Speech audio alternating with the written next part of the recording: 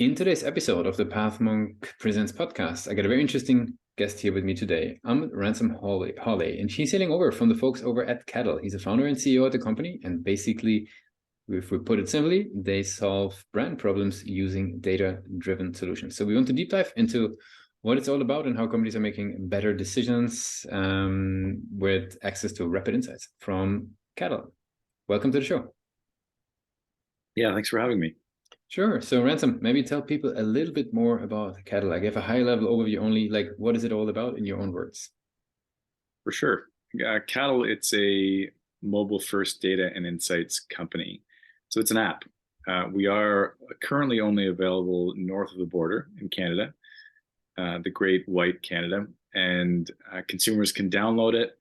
They get rewarded for sharing their data and engaging with brands. That's things like uploading receipts, responding to surveys, purchasing products, opting into things, a number of different ways that our panel members get rewarded. We then take that data and we share it with the brands that we work with. And the types of things they do with that data, there's research, so helping them make better decisions faster, as you alluded to. There's receipt data, so we get thousands and thousands of receipts uploaded to the Caddle platform every day. So there's lots of interesting data we can pull from that. And then the biggest area we focus, which we can maybe get into a little bit later, is our ratings and reviews. Because we have receipts being uploaded, we know what our consumers are buying at an item level. We can trigger ratings and reviews, which are critically important in this, e-com first environment. And then we can syndicate those reviews to retailers like Walmart. Yep, very good. So tell us a little bit about the types of organizations or the types of users that you're working with. Like, tell us about the people that are leveraging the app. Yes, it's related to actually mostly to my background. So I used to work in consumer packaged goods. I used to work for a company called SC Johnson that makes Windex and Ziploc and Raid and Off and those things. And I launched Caddle because it was just difficult for me to get access to data. So we work with almost every major CPG brand in Canada and retailer as well. So you think about like the Procter & Gamble's and Nestle's and Pepsi's and Unilever's of the world, as well as retailers like Walmart, Loblaw, Sobeys, Canadian Tire, Sport Chek. Mm-hmm. Cool. And how would you describe their journey? How do they, get to know you guys? How would you describe sort of the pathways or the channels that they walk through in order to get to know you? It's mostly outbound. And I know there's a few topics on here focused around website. Most of our leads have come either from outbound. And as you can imagine, as you're scaling up as a company, almost everything at first is outbound and your network. And then we've been getting more and more business through referrals from our existing clients. Our website, as you had mentioned, we actually just made some updates earlier this week because of our focus on ratings and reviews. Mm-hmm. We still support custom research, but it's 100% inbound at this point. And our focus is on the receipt data side of the business, as well as collecting and distributing or syndicating ratings and reviews. Very good. Now, you mentioned the website there a little bit, that there was some changes going on. Like, what do you consider, what is the role of the website for the business at the moment? The role should be a lot better than the role that it has now. Our website, I would say, is an acronym that we use that there leaves much to be desired, I would say. So we use the acronym JBGE, which is just barely good enough. And so I think we're leaving a ton on the table, especially as we, have these more frequently the monthly webinars. We're getting these keynote opportunities at some fairly major events in the retail and CPG space, as we're getting coverage in some of the magazines. So I think, one of the areas where we've been trying to focus a little bit more, but as we were talking before around fires as a startup, it's kind of like there's always fires somewhere. and some are bigger than others. And so that's kind of a leaky bucket for us. But I believe the website's important, especially as you start to scale and you start to have more people seeking out your service, which is where we're certainly at now. Very cool. I mean, if we stay on the website for a moment, and I definitely want to go into the sort of, the other part of, driving and the whole startup. If we stick for the website for a moment, where do you consider sort of the major strength of the page versus where do you see room for improvement? I think with some of the updates we've made, I think it's clear in terms of what is the problem that we solve for our clients. And because we're a platform that has a number of different tools and a number of different ideal customer profiles, it's hard to really distill that into a few sentences or a few words that pop, right? And whereas if you're one tool or one solution that really solves one problem, it's easier to do that. So, but we, in terms of collecting data, if we look at our vision is just to help brands win share, very, very simply put. And that's really what most brands care about, is winning share.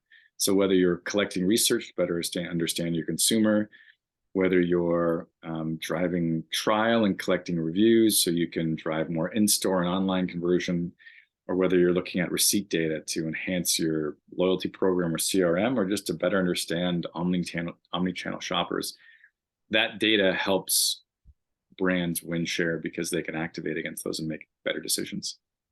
Very good. Now and actually you alluded a little bit to the world of the startup life. You mentioned those fires that are coming up. You've been actually running a company for like 7.5 years. Tell us a little bit about that journey, in the sense of you mentioned there's always something there's a fire basically. How do you as a founder deal with that? What's your way of managing your own I don't know, maybe even like stress levels, managing the company while keeping a cool head? Like, what have you learned over the years? I would say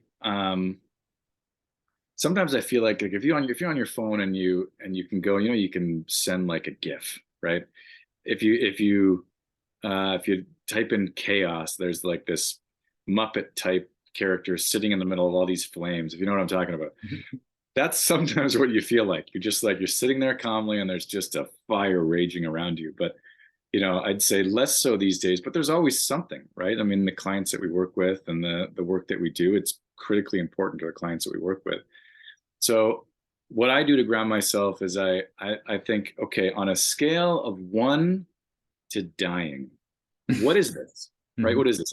And most of the time it's like a 2 or a 3, if 10's dying, right? It's like a 2 or a 3. And that helps me ground myself. And then I think, okay, worst case scenario, and I kind of figure out a worst case scenario, and then I back that off, and what can I control and what can't I control? But what helps is, even though, I mean, all of us are remote working now and the team is fully remote, is making sure that you separate that from your home. And I mentioned off podcast that I've got 3 kids, and my wife and I never talk about work. I bet she probably couldn't even articulate what it is that Caddle does. And it's nice that way, right? It's just like I unplug, I'm with my family, I'm with my kids. And then when I'm at work, I'm at work. And I can never really fully unplug as an entrepreneur and a founder, but it does help with that. But that scale, 1 to dying, on almost anything, it's like, oh, this is a really, really critical issue. If you're not dying, then it's really not that big a deal, and you could deal with it, right? And did you find it's important to have that physical difference? I don't know. A lot of people obviously work from home, and a lot of founders are working from home these days. Is that something that you separated also very clearly, or? It's been okay for me, and we've been staying close to the team. We run our quarterly Gallup employee surveys to understand work-life balance, and it's hard. But I would say overwhelmingly, the benefits of being able to work from home and the commute and things like that outweigh the going into work and having that separation. So we put things into place like your hours are 9 to 5, and you can work outside those hours. But if you're going to send an email, schedule that email within work hours, because we want to make sure that people have that separation. and it's super easy to schedule emails. So there's ways that we can really help people unplug, because even if you're at the office, if you're still doing that and you've got a cell phone and it's pinging all the time, that doesn't really support that balance. Yep. Very good. I want to switch gears a little bit and actually throw some rapid fire questions at you to get to know you and your journey a little bit better. Are you ready for those? Yeah, let's do it. What is actually the last book that you read? The Bible. There you go. I didn't finish it, but it's part of the daily devotions. Yeah.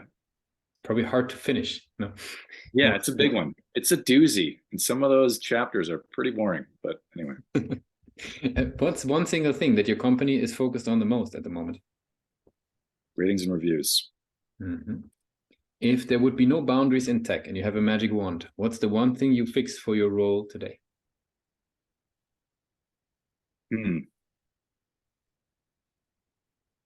I would fix amplifying our solution, because we're kind of a really good kept secret, which is not what I want to be right now. Mm-hmm. If there would be basically, if you could snap your fingers and there would be a repetitive task that you happily would give away, which one would that be? In work or in personal life? I was referring to work, but I will leave it up to you. I think we've done, over the past 18 months, we've done a really awesome job at delegating and creating clear. So I would say nothing. Mm-hmm. And for the very last question, and this is I'm very interested about, if we go back 7.5 years from now, you see your first day working at Caddle. I don't know exactly how you started. I don't know, at home or at a garage or with a small team somewhere. What's the one advice you would give yourself for that journey? Move faster. I spent far too long thinking about this as an idea, over 2 years. Mm-hmm. And the universe ended up giving me a giant kick in the butt to get going, which culminated in Steve Wozniak, the co-founder of Apple, telling me that you need to do this. It's a longer story than that, but we met in an airport and had a good chat. So he doesn't know that then changed the trajectory of my life. Mm-hmm. But move faster, because I mentioned earlier, JBGE, just barely good enough.